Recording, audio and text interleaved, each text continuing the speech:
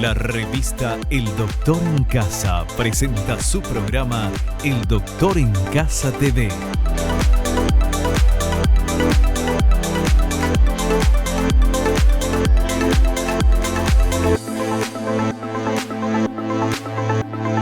Con la conducción de Vivi Landó, El Doctor en Casa TV.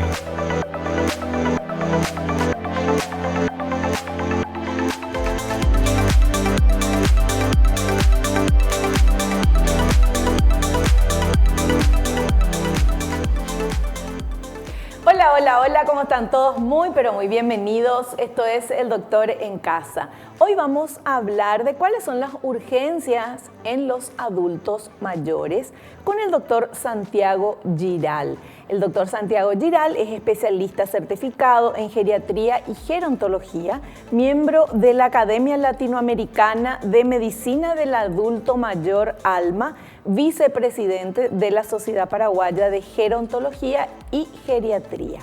Enseguida vamos a saludarlo, pero ahora vamos a ver por favor esta placa que nos dice cuánto sigue.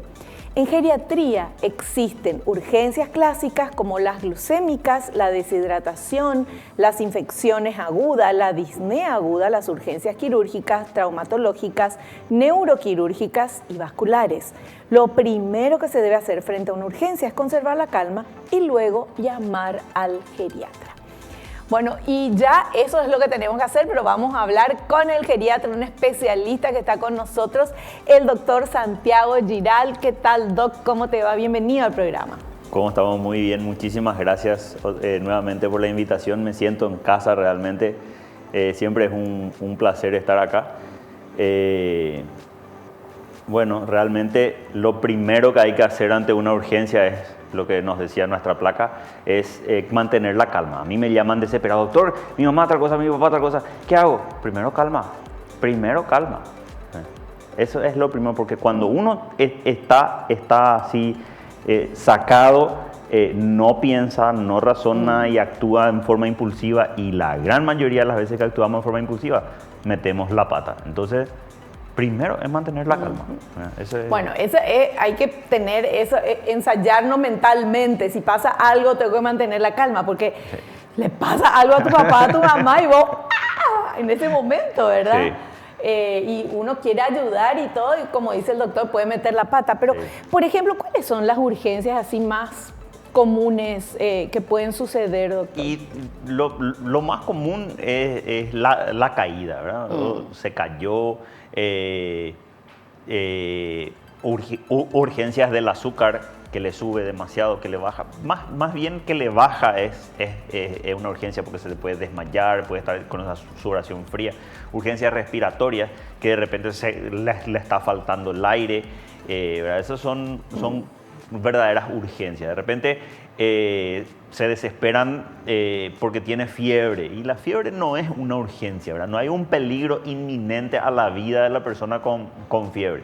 Sí hay un peligro inminente a la vida de la persona con el azúcar muy bajo, o con una dificultad respiratoria, algo que no te está dejando respirar. Eso sí hay un peligro de vida. La fiebre no es un peligro de vida.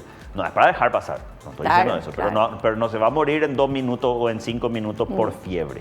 En cambio, porque no está respirando, sí se te puede morir en 5 minutos o en 10 minutos, ¿verdad? Sí. Eso.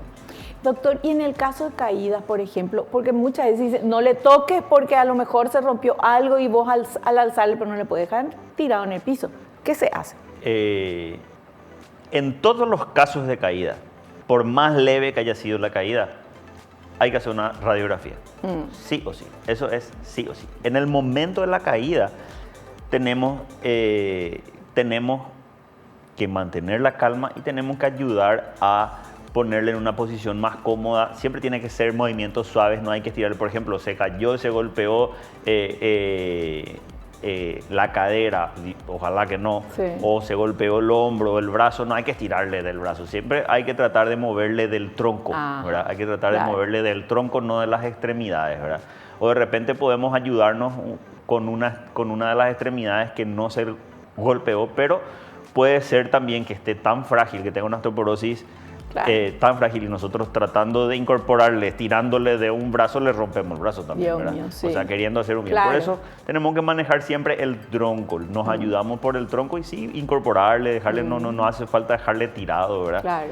Pero en todos los casos tenemos que hacer una radiografía. O sea, eso tenemos que meternos. En este último mes tuve un paciente que se cayó. No, se lastimó un poco su mano nomás porque se atajó al caerse, pero no fue nada. Me llamaron a los 2 días. Doctor, y le sigue doliendo y quiero saber si le puedo dar tal cosa. Y yo le digo, no le voy a decir si le puedo o no dar, Claro. hasta no tener una radiografía. Claro. Yo tengo un radiólogo que va a la casa, pero lo ideal es llevarle a alguna urgencia y hacerle una Sí. radiografía. En la radiografía se comprobó una fractura de muñeca. Pero por eso no le pasaba el dolor. Claro. Entonces en el momento hay que hacer. Y también tuve en este último mes una señora que se cayó y se golpeó un poquitito nomás su cintura, doctor, pero está bien, pero le duele demasiado. Radiografía. Pero doctor, tiene 91 años, ¿cómo le voy a mover? Radiografía. Hacemos la radiografía, fractura de cadera. ¿Te imaginas? Entonces, o sea, siempre en las Claro, caídas. o sea, la una radiografía. fractura puede no dar tanto dolor, da dolor, ¿verdad? Pero Sí. puede, por eso pasa que Claro. no, le duele, no le pasó Le nada. duele, pero le duele. mueve puede mover y puede que el dolor no sea tanto y puede que no se inflame demasiado porque la persona mayor ya no tiene una respuesta a una persona joven. Entonces siempre hay que hacer una radiografía. Eso Ya. es así muy importante. Bueno, perfecto. Entonces ya sabemos, lo primero que tenemos que hacer, mantener la calma. Si se cayó algo, no estirarle de las extremidades, sino alzarle desde del torso, ¿verdad? Sí. Acá. Y bueno, llamar al geriatra, evidentemente, urgentemente, eso sí, Sí. con urgencia. Hacemos un pequeño corte. A la vuelta vamos a seguir hablando con nuestro invitado, esto que es tan importante. Si tenemos la dicha de tener en nuestra familia a un adulto mayor, a un anciano, si tenemos la dicha porque continúan con nosotros, ¿cómo podemos cuidarle? Y si vos sos un adulto mayor, porque ahora es tercera edad, cuarta edad, la otra estuve viendo eso, después el doctor nos va a contar. Si sos ya de la cuarta edad, por ejemplo, entonces también es importante que veas esto porque vamos a hablar y el doctor nos va a explicar cómo hacer y cómo tratar de evitar cualquier tipo de problemas que se puedan tener. Hacemos un corte y volvemos ya.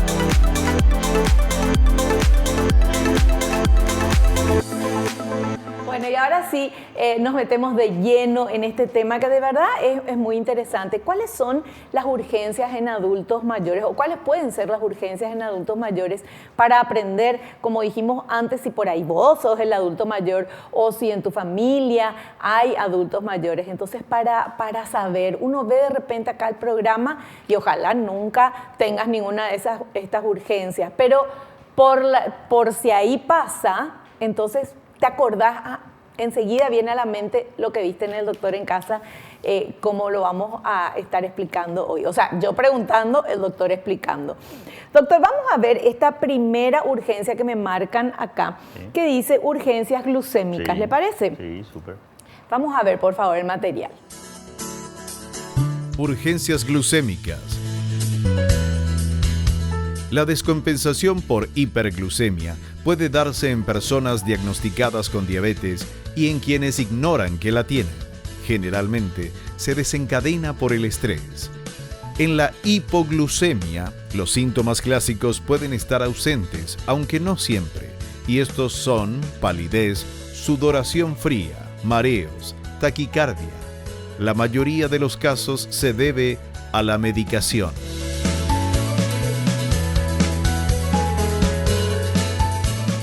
Sí, esto es muy, muy frecuente en los pacientes. Yo siempre explico, la diabetes no es solamente el problema que sube el azúcar, sino es un problema en el metabolismo del azúcar. Puede ser que suba o puede ser que baje, ¿verdad? Es mucho más peligroso una hipoglicemia, un bajón de azúcar agudo, rápido, porque en ese momento se están muriendo neuronas, el paciente se está mareando, se puede caer, se puede desmayar, puede perder el conocimiento, y si es muy, muy grave, incluso una hipoglicemia puede matar, así de sencillo. Entonces, es mucho más frecuente en los diabéticos, generalmente es por el tema de la medicación que no está bien ajustada, o muchas veces puede ser de repente por alguna infección, puede ser porque no está comiendo, porque cenó a las 7 de la tarde y desayuna a las 9 de la mañana. Eso es una locura, ¿verdad? O sea, no puede pasar más de 8 horas nunca un diabético sin comer. Y las 8 horas son las 8 horas de la noche, porque durante el día tienen que hacer varias comidas. O sea, para evitar la hipoglicemia, primero que nada, tiene que estar bien manejada su medicación, tiene que estar tomando bien, no tiene que tomar de más, no tiene que olvidarse, tiene que estar bien indicada esa medicación. Y eso en consultorio vamos ajustando. Pero tiene que comer bien también. Tiene que comer bien. El diabético a mí muchas veces me dice, no doctor, yo no ceno luego para que no me suba lo del azúcar, o yo desayuno y almuerzo nomás. No es así. El diabético, bueno, ya habrán hablado varias veces acá en el programa, el diabético tiene que hacer varias comidas en el día, ¿verdad? Y eso es lo principal para evitar esa hipoglicemia, que es lo más peligroso. La hiperglicemia, sí, cuando sube el azúcar mucho, también es peligroso. También se marea. También se marea. Pero los síntomas son más crónicos y el daño de la suba del azúcar tarda más en venir. El daño de la baja de azúcar es peor. Es inmediato. Es inmediato y es así. Pero por supuesto que si el azúcar llega a unos niveles de 500, 600, ahí sí puedes entrar en coma, claro. Y es grave y todo. Los picos para arriba y para abajo. Sí. Son peligrosos. Pero, por ejemplo, un 200, 250, en ningún caso está bien, no hay que mantener. ¿Cuánto es lo que uno tiene que tener? Hermano, sí. El 200, el 250 no te va a hacer nada en el momento, ¿verdad? Es peligroso, no es bueno, no tenemos que mantener. Una persona no diabética en ayunas tiene que tener menos de 100, menos de 100. Los diabéticos en ayunas, dependiendo de la edad, no soy diabetólogo, pero por lo menos, o sea, un diabético de 20 años tiene que mantener bien el azúcar, menos de 100, menos de 90, esa es la idea, porque tiene 20 años y tiene una expectativa de vida de unos 60 años más, 80 años más. Sí. Y las complicaciones de la hiperglicemia se ven en años, se ven en años. Las complicaciones de la hipoglicemia se ven en minutos. Esa es la diferencia. Claro. ¿Y qué hace la hipoglucemia, por ejemplo? O sea, baja demasiado el azúcar. Baja demasiado. ¿Qué produce en el cuerpo? Mata neuronas. Mata células del cerebro instantáneamente. ¿Y eso ya no se recupera, doctor? Ya no se recupera. Lo primero que sufren son las neuronas. A mí, la semana pasada me dice el hijo de mi paciente, doctor, mi papá tuvo un paciente nuevo, ¿verdad? Mi papá tuvo una hipoglicemia, estuvo con el azúcar muy baja, nosotros no nos dimos cuenta, después salió, ¿verdad? Pero él no es más el mismo, él se acuerda menos las cosas y sí, ese episodio mató neuronas, así sencillo, ¿verdad? Por supuesto que la hiperglicemia, cuando sube el azúcar, no es bueno, pero el daño es silencioso y el daño es más lento. Te va a ir dañando el cerebro, te va a ir dañando el corazón, los riñones, los ojos, puedes perder la vista, puedes ir perdiendo los miembros, pero no es una urgencia, no es algo que en el momento te va a hacer daño. Claro. Te va a hacer daño. No estoy diciendo que está bien tener 200, jamás. No. Pero no es una urgencia, no es algo que en el momento te va a hacer un daño. Claro. La hipoglicemia sí. Claro que 500 de azúcar sí es una urgencia, ¿verdad? Claro. Pero es importante saber esto porque yo no sabía el tema y creo que mucha gente también se está enterando ahora, el tema de que el azúcar muy bajo en un diabético puede hacer daño. Sí. Porque lo que pensamos es, no le tiene que subir, No. que le baje. Sí. Pero bajar mucho Es peligroso. es peligroso de riesgo de vida. Sí, así mismo. Por ejemplo, en una persona de 80 años que es diabético desde que tenía 50 años, ¿verdad? Le dejamos el azúcar en 90 y vos decís está súper bien. Y no, el pobre señor está mareado y no le está haciendo bien bajar tanto, ¿verdad? O sea, no hay que ser tan exigentes en una persona de 80, 90 Claro. años, ¿verdad? No hay que ser tan exigente en bajar porque puede ser muy peligroso, porque puedes bajar demasiado. Hay un tipo de medicamentos, por ejemplo, que bajan mucho el azúcar y que son muy buenos, son muy baratos. Un tratamiento te puede salir 30.000 guaraníes al mes, ¿verdad? Y en una persona de 20 años, fantástico, maneja súper bien. Pero una persona mayor le puede bajar de más, le puede dar hipoglicemia. Entonces hay que Sí. tener Doctor, cuidado. hablando de medicamentos, ¿hay medicamentos que usted recomienda, o sea, o son mejores para los adultos mayores? Sí. Ahora tenemos, bueno, la metformina es la droga número 1 para la diabetes que está hace casi 70 años en el mercado, que le conocemos de atrás, adelante, todo. Sí. Sigue siendo un número 1. A veces tiene una intolerancia gastrointestinal y todo, pero eso se puede ir manejando. Pero ahora hay una familia de drogas muy buenas, dapagliflozina, empagliflozina, que son medicamentos que eliminan azúcar por la orina, ¿verdad? Son muy buenos y también tiene un beneficio renal, cardiovascular. Los cardiólogos están usando en pacientes que no son diabéticos por los beneficios cardiovasculares que tienen. O sea, son unos medicamentos muy, muy buenos y muy seguros para las personas mayores. El problema es el costo, ¿verdad? Que es un costo un poco elevado, ¿verdad? Ya. Y en la parte pública no sabe si tienen esos medicamentos. IPS tiene, dapagliflozina tiene IPS, y el ministerio no me acuerdo si tenía EMPA o DAPA, Pero uno de tiene. los dos. Ahí Ya. también. Perfecto, Ahí también. perfecto. No, importante saber Sí. y ir conociendo esto. Y sobre todo, creo yo que, bueno, adultos mayores, ancianos y gente joven también, lo importante es controlarse. Claro, más frecuente tiene que ser el control. ¿Sí? Más ¿Cuánto, frecuente. doctor? Y yo, pacientes que tienen, por ejemplo, 78, 79 para arriba, les veo una vez al mes. Una vez al mes. Y me Sí. dicen, pero está todo bien. Y bueno, y está todo bien, fantástico, Claro. seguimos igual. Pero de repente yo veo alguna cosita que ajustamos para no llegar a esa urgencia, ¿verdad? Claro. Para no llegar. Por eso es importante mantener, para no llegar a la urgencia de que le bajó demasiado el azúcar Sí. o que le subió mucho el azúcar. Eso ¿verdad? se puede prever justamente con Claro, esas consultas, ¿verdad? Ese claro. control. Y, por ejemplo, un episodio de hipoglicemia, de que le baja el azúcar o que su azúcar está muy alto, le puede dar mareo. Ese mareo le da una caída. Esa caída le da una fractura de cadera y ahí nos vamos, ¿verdad? Entonces, Sí. por eso es importante ir manteniendo todo, ¿verdad? No, doctor, vos demasiado le querés ver y yo quiero que esté bien, ¿verdad? Eso es lo que yo quiero, ¿verdad? Claro. Bueno, hacemos un corte, doctor, ¿le Súper, parece? sí, Un súper. cortecito, hay que tomar agua, ¿eh? Hay que tomar agua. Bueno, un cortecito, Sí. tomamos agüita, volvemos ya.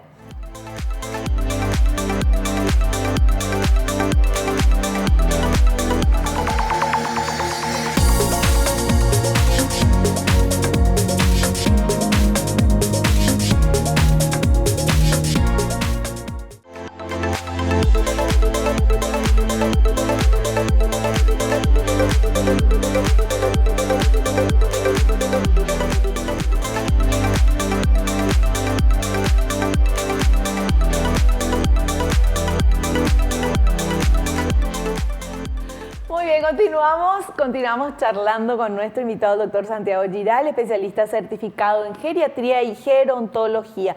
Doctor, ya me explicaste varias veces, pero te pregunto de vuelta la diferencia entre geriatría y gerontología. Muy bien. La gerontología es la ciencia que estudia el envejecimiento. Abarca absolutamente todo, ¿verdad? Y la geriatría es la parte médica del envejecimiento, ¿verdad? Puede haber un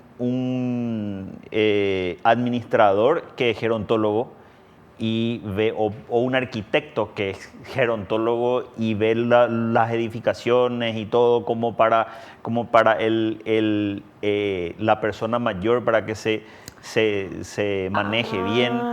Por ejemplo, todas las áreas podés ser gerontólogo. Ser gerontólogo, ¿verdad? O sea, puede haber un, no sé, dermatólogo, Sí, gerontólogo, sí. dentista, gerontólogo. Así mismo, un fonoaudiólogo, gerontólogo, máster en gerontología. Arquitecto, ¿verdad? como decís vos, Sí, ¿verdad? o sea, También. la gerontología es todo lo que estudia el envejecimiento y las ramas del envejecimiento, todo.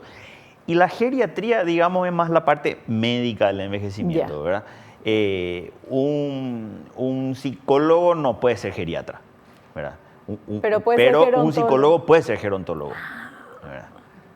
Sí, y tenemos luego nosotros en la sociedad, tenemos psicólogas, gerontólogas que son capísimas, ¿verdad? Son muy buenas y trabajan netamente con personas mayores.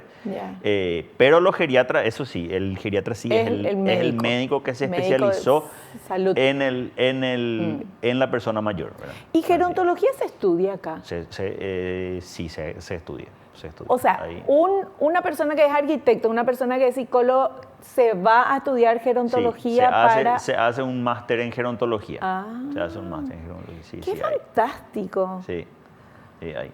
Pero qué maravilla. Bueno, entonces, ¿y a partir de qué edad uno comienza a envejecer, doctor? Desde que nacemos, dicen, ¿verdad? Ajá. Pero, ahí ya no me van a querer, ¿verdad? Voy a salir acá a la esquina y me van a pegar. No. Pero el envejecimiento empieza después de la madurez sexual. Más o menos 24, 25 años, ahí más o menos empieza el envejecimiento. Nosotros tenemos una ley en geriatría que a partir de los 30 años todos los órganos y sistemas van envejeciendo 1% por año, ¿verdad? Entonces, si vos tenés 40 años, 10% menos. Rápidamente hagan sus cálculos mentales. A la miércoles. Estamos... Mi porcentaje. Pero es cómo uno se va manteniendo, si uno se va manteniendo bien, porque de repente podés tener...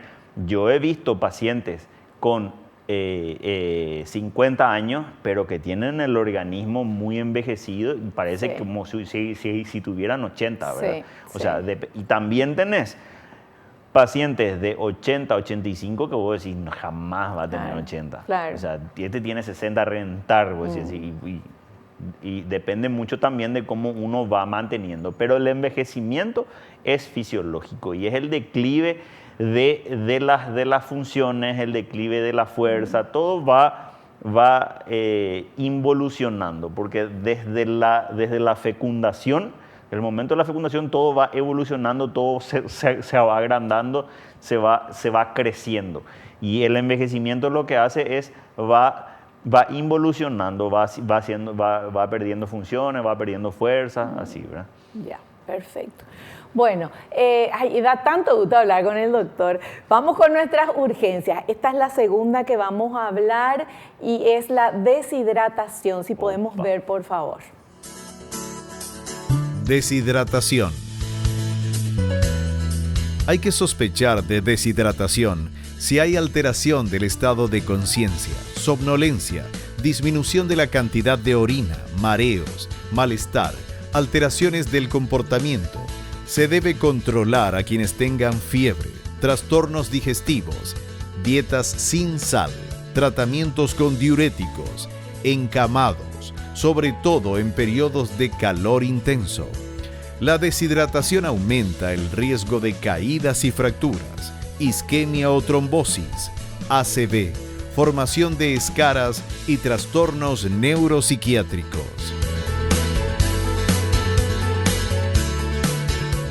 Casi siempre una persona mayor que llega a la urgencia está deshidratada. Pero ese sí, así, de 10 son 9,5 los que están deshidratados. Es muy, muy frecuente.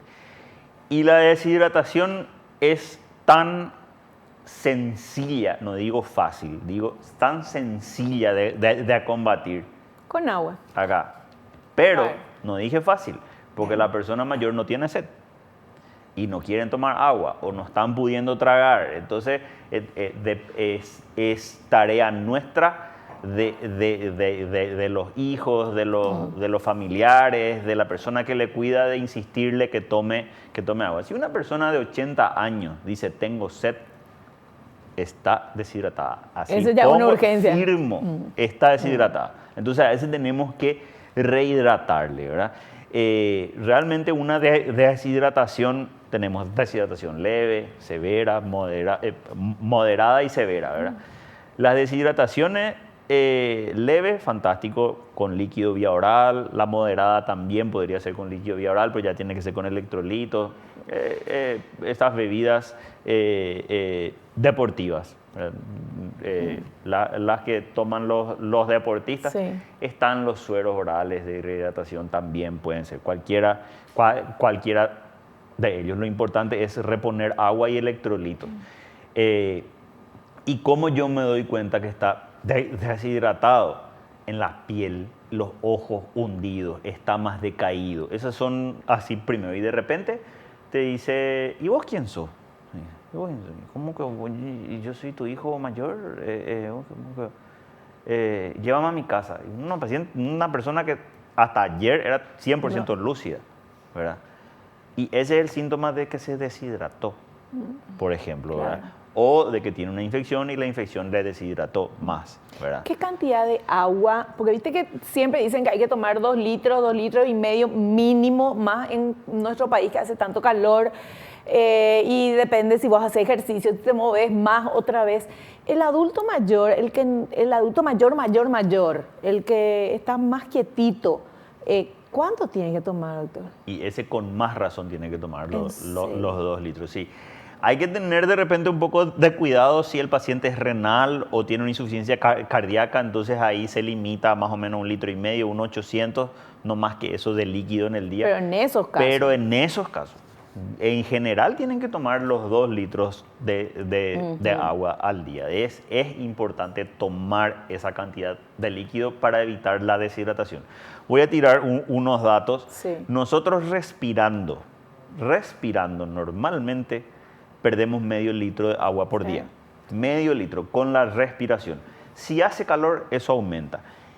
Y sudando perdemos más o menos unos 200 a 300 mililitros de agua por día.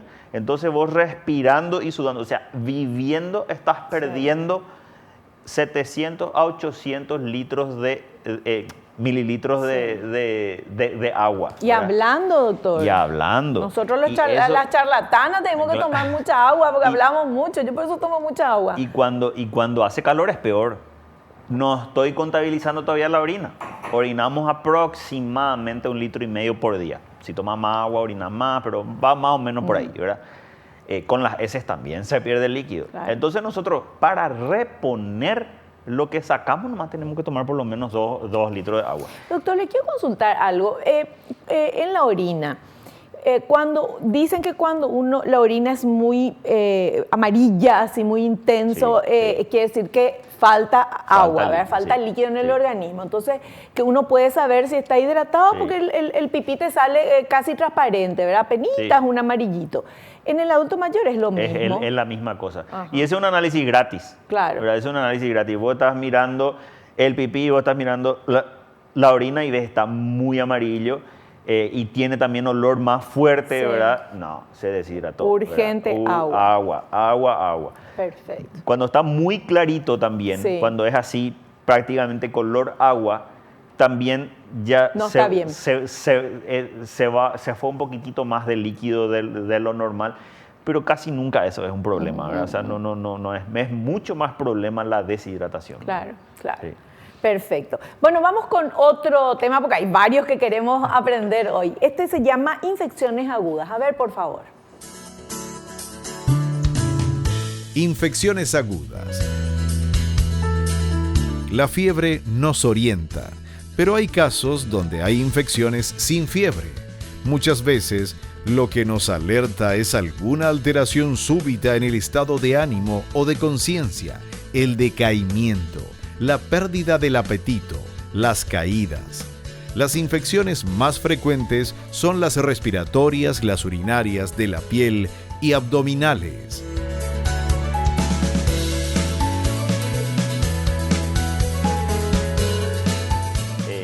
Lejos, la infección más frecuente es la urinaria, sobre todo si es mujeres. Ahí nomás muy cerca las respiratorias y después están las de la piel y las abdominales, ¿verdad? Y muchas veces yo me voy y le veo a un paciente, me llaman porque está decaído. Me llaman porque está decaído. Doctor, mi mamá está decaída, está eso. Me voy, le veo, está deshidratada. Y yo le digo, le veo, le miro, no tiene tos, no tiene fiebre, no tiene dificultad para respirar. Y yo le examino un poco, veo, le hago unas preguntas y digo, esto es una neumonía. ¿Cómo hace una neumonía? Entonces, si no tosió, si no tiene fiebre. Tío, tiene 85 años, tiene 80 años, no necesita toser, no necesita hacer fiebre. Le empezamos a hidratar un poquitito más y ahí empieza a sacar el catarro. ¿Sí?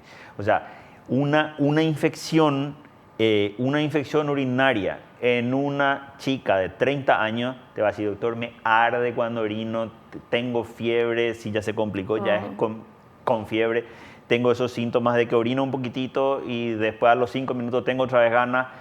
Esas cosas, esos síntomas pueden estar en una persona mayor, pero no siempre van a estar. Entonces nosotros tenemos que buscar.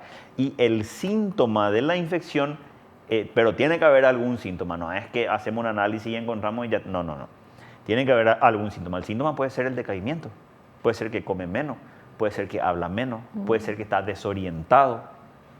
Que uno no va a pensar jamás que una infección urinaria. Claro. Y se va a la urgencia, perdón, pero tengo que decirlo, lo atiende a lo mejor un médico que no es geriatra y rápidamente lo primero que hacen es una tomografía porque tuvo un derrame. Claro. Lo primero que piensa, su tomografía está totalmente normal, ¿verdad? Un poquitito de atrofia que puede haber por el cerebro de la persona mayor, pero nada más que eso, ¿verdad? Y lo que tiene una infección. Claro. Es que los adultos mayores tienen que ir al geriatra. No hay vuelta. Sí. Porque es algo diferente. Igual que la mujer embarazada tiene que irse al ginecólogo. Sí, no le va a llevar a un clínico. Claro, o al niño le llevas al pediatra. O sea, sí. Bueno, y vamos a ver ahora el siguiente material, que es otra de las urgencias en adultos mayores, que es la disnea aguda o falta de aire repentino. A ver. Disnea aguda, falta de aire repentina. Debemos estar atentos a si respiran más veces por minuto, si están agitados, si se deben sentar para poder respirar y si hay chillido de pecho. En los pacientes de edad muy avanzada, la dificultad para respirar es el signo más frecuente de infarto agudo de miocardio.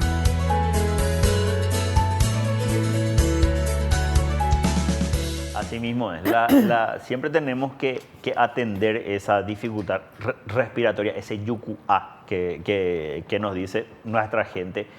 La falta de aire, esa disnea, tiene su origen casi siempre es o pulmonar o es cardiovascular o es cardíaco. Y puede ser un infarto, puede ser insuficiencia cardíaca, no hace falta que sea un infarto, pero sí una descompensación de una insuficiencia cardíaca. Puede ser una neumonía, puede ser un edema agudo de pulmón, que es por una descompensación cardíaca también, líquido en los pulmones, el edema agudo de pulmón. Y eso siempre hay que atender y se le tiene que llevar a una urgencia, hay que hablar con el geriatra y tenemos que buscar la causa. Siempre tenemos que encontrar la causa y tratar, ¿verdad? Y en el tratamiento, una vez superado el cuadro, tenemos que ver la manera de que no vuelva a ocurrir, ¿verdad? O sea, y si es, por ejemplo, por insuficiencia cardíaca, hay que tratar y hay que compensar la insuficiencia cardíaca para que esté bien y no vuelva a ocurrir. Las que son netamente respiratorias, si una neumonía, una infección, tenemos que tratar, ¿verdad? Una descompensación del asma, de la enfermedad pulmonar obstructiva crónica, Eso tenemos que ir tratando y tenemos que ir viendo de que no vuelva a ocurrir, ¿verdad? O sea, no es normal, doctor, ¿verdad? No, no es normal. O sea, de repente porque uno cree que porque ya es viejito, todo ya es normal y Sí. todo le tiene que costar y es nomás luego por eso, Sí. ¿verdad? Sin embargo, hay que atender porque hay que avisar al médico. Nosotros, eso es algo que a mí me hace sangrar mi oído realmente, pero es tan nuestro, tan de nuestra cultura. Y nosotros decimos el paraguayo, no, realmente Latinoamérica normaliza ciertas cosas que la vejez no es. Nosotros, el congreso pasado nuestro de geriatría, el lema del congreso fue envejecer no es enfermar. Eso. O sea, no es que porque vos estás viejo ya va a ser así nomás, ya tiene que ser. No, una falta de aire, tenga la edad que tenga, no es normal. Claro. Y hay que actuar, y eso sí es una urgencia, ¿verdad? Sí. O sea, envejecer, ojalá todos envejezcamos, ¿verdad? Porque eso significa que estás vivo. Pero se puede envejecer saludablemente. Claro. Que todo funcione, puede funcionar un poco más lento, a lo mejor, ¿verdad? Por los años, por lo que sea. Pero no, envejecer no es enfermarse. Dejar, sí, así mismo es. Nosotros le llamamos geriatría envejecimiento exitoso. Es envejecimiento exitoso. ¿Y a qué le llamamos envejecimiento exitoso? Primero que nada, valerte por vos mismo, bañarte solo, vestirte solo, elegir qué te vas a poner, comer solo. Y después, si queremos un poco más, ya usar bien el celular, poder comunicarte con tu gente, poder irte al súper, elegir lo que vos querés, prepararte tu comida. Si no te gusta prepararte la comida, no. Pero tener la posibilidad de valerte por vos mismo en primer lugar. Eso es fundamental. Y para eso, lo primero que tenemos que hacer es movernos. Hace un rato dijiste para ese adulto mayor que está en la casa, que está quieto, que está muy quieto, eso no está bien. Tenemos que moverle. Esa persona tenemos que moverle, tenemos que hacer que haga algo. Que pedalee, que haga algún tipo de ejercicio, que mueva sus brazos, que camine un poquitito. Ese estar todo el día quieto, sentado. Yo tengo una frase que duele, pero que es así, sentado esperando la muerte. Eso no, ¿verdad? No, tenemos que movernos, ¿verdad? Eso es muy importante. Y el sencillo hecho de movernos nos va a ayudar a evitar una cantidad de estas urgencias que nosotros estamos hablando, ¿verdad? Perfecto, entonces a moverse. A moverse Sí. Todos. Nosotros tenemos que hacer un pequeño corte, entonces aprovecha para moverte un poco y después volver para ver la siguiente parte del Doctor en Casa. Volvemos ya.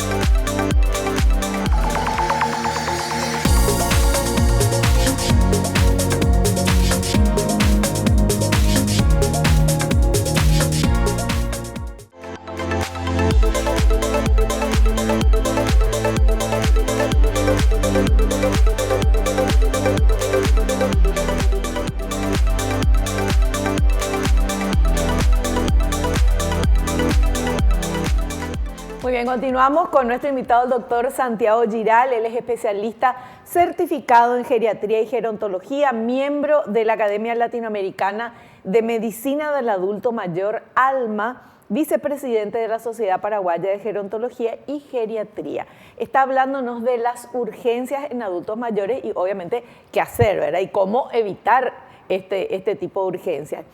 Y vamos ahora a las que se pueden evitar, ¿verdad? Y ahora vamos con este otro material que habla de las urgencias quirúrgicas. Urgencias quirúrgicas. El dolor abdominal puede deberse a retención aguda de orina, gases, estreñimiento, problemas de la vesícula biliar, diverticulitis, entre otros. Se debe consultar con el médico para saber si constituye una urgencia quirúrgica o no.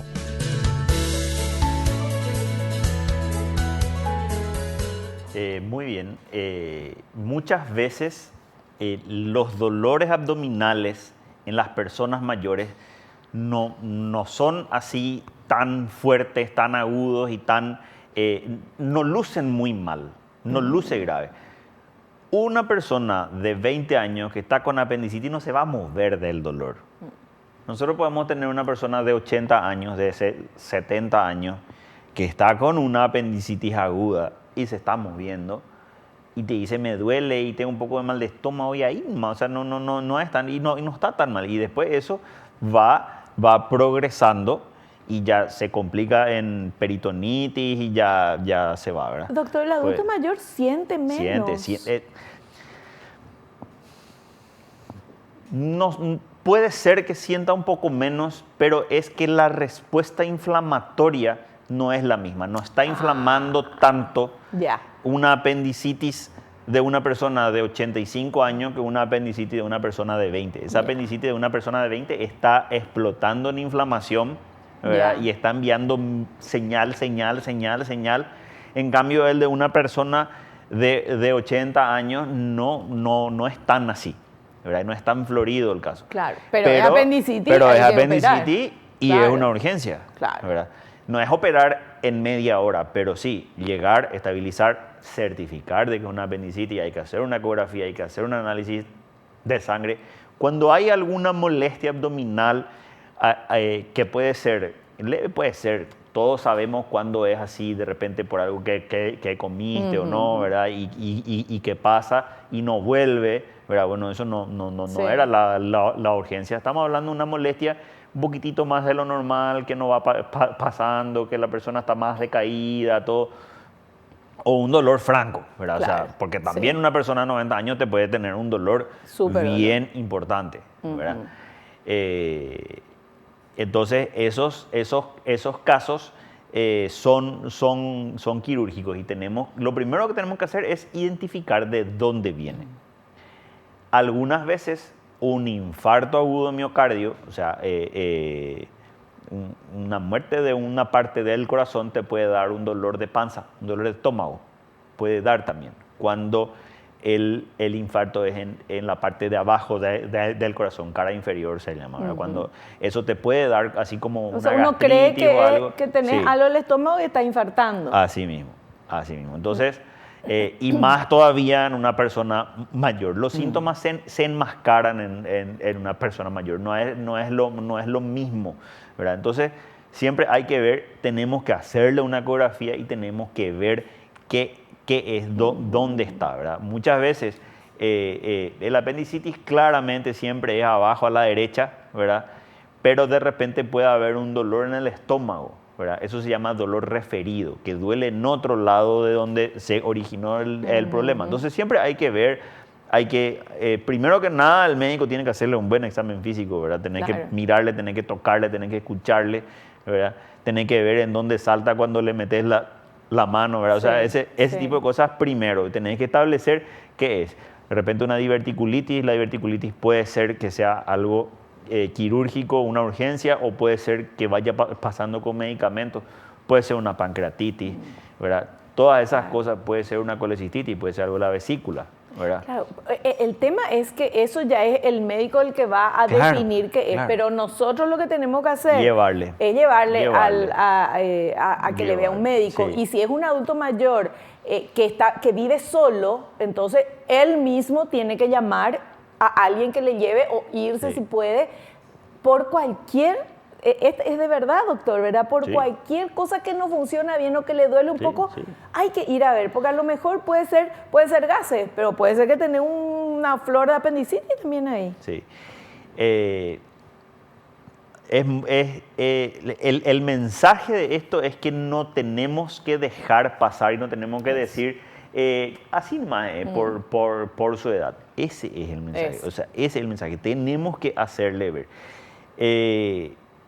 Pueden ser gases, de repente puede ser materia fecal impactada. Yo tengo una paciente que la conocí ya después de la cirugía, ¿verdad? Que su intestino grueso, el colon sigmoide, de tanto que ella no se iba de cuerpo, se iba poco de cuerpo, se fue agrandando hasta que reventó. Ay, Dios. Reventó. Y lleno de materia fecal. Lleno de materia fecal todo el abdomen. Entonces, eso fue una cirugía que se le abre desde la boca del estómago hasta el pubis. Todo el abdomen se abre, se saca, se limpia, todo un problema. O sea, no, para no llegar a eso. Claro, el mensaje es, siempre se va luego de cuerpo así una vez cada 8 días. No, eso no es normal. O sea, no, ¿verdad? No luego, ¿verdad? No dejar pasar el peixante boí, ¿verdad? O sea, Sí. así nomás luego es, ¿verdad? Ese no. Eso es lo que nos mata. Eso es lo que nos está matando, ¿verdad? Eso es Perfecto. importante. Bueno, tenemos que hacer un corte. Volvemos ya.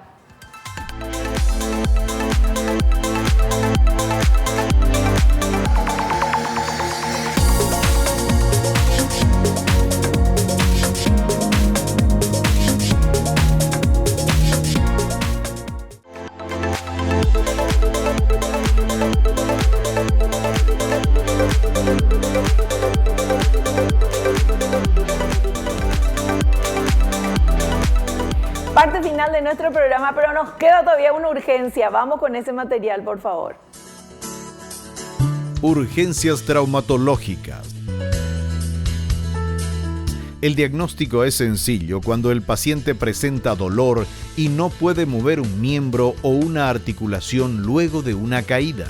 Pero puede pasar que no recuerde haberse caído o tenido algún golpe, o que el dolor sea aislado, sin impotencia funcional, o que haya impotencia aislada sin dolor. Las fracturas de cadera requieren cirugía en casi todos los casos.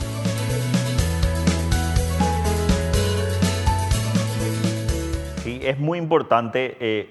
Impotencia funcional significa que esa articulación no se mueve. Una impotencia funcional del codo sería que yo no pueda hacer esto, ¿verdad? Así rápidamente.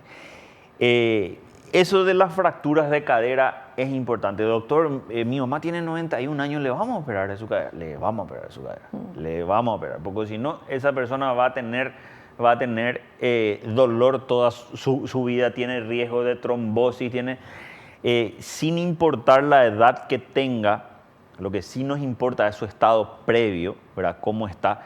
Tenemos que actuar, tenemos que hacer algo.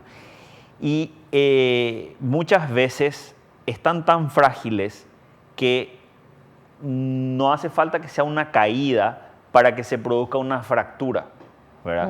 De repente un mal movimiento rompió algo, ya rompió una costilla, ya rompió. Entonces, la primera moraleja, lo que sí o sí tenemos que tener, hay un dolor así de tipo traumatológico agudo, hay una caída, radiografía. Tenemos que ver ese hueso cómo está. Ese es lo primero, ¿verdad? Y ahí actuamos. Pero eso no se hace en la casa, ¿verdad? O sea, eso, lo primero, le llamamos al médico y nos vamos a la urgencia. O de repente, si tenés tu geriatra que te sigue y te ve todos los meses, como de repente algunos de mis pacientes me llaman, doctor, pasó esto, entonces yo le digo, le paso el número, alguien se va, le hace la radiografía. Pero eso es en 2-3 horas, yo ya tengo en mi teléfono la radiografía, veo, hay una fractura, a la urgencia. Claro. Así sencillito, ¿verdad? O no hay una fractura, entonces bueno, ahí podemos medicar y podemos ver, ahí también yo ya me voy y le veo. Pero hay que, caída o un dolor, por ejemplo, del hombro, del codo, de la cadera, la rodilla, etcétera, eso es consulta, eso es radiografía. Sencillo. Perfecto, doctor, nos queda apenas un minutito, pero quiero que usted, mirando a la cámara, le hable a todos los capísimos adultos mayores que están viendo este programa. ¿Qué le decís? Le digo, primero que nada, no se detengan, siéntanse vivos, muévanse, tomen líquido y siéntanse vivos, no se detengan. Eso es fundamental. Así mismo.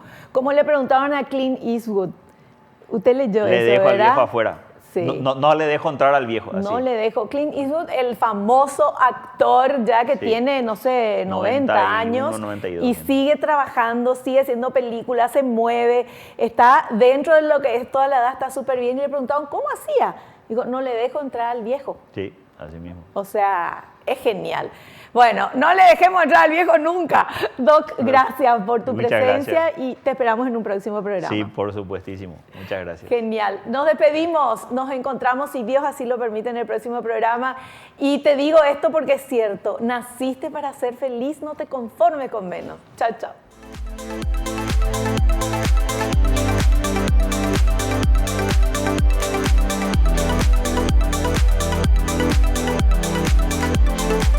La revista El Doctor en Casa presentó a Vivi Landó en el programa El Doctor en Casa TV. Fue una realización de Alicante.